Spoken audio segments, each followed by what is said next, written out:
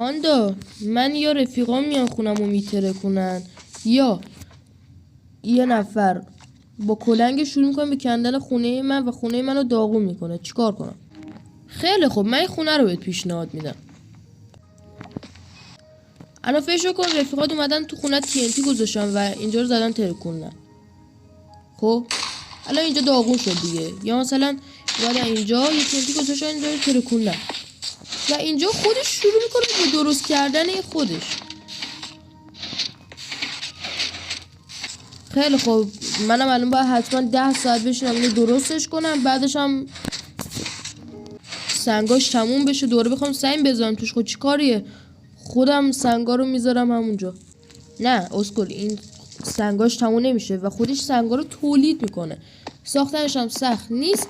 اگه بچه از این ویدیو خوششون اومده باشه و لایک کنن و تو کامنت ها بگن، ما حتما آموزش اینو میذاریم. راست میگه، لایک کن.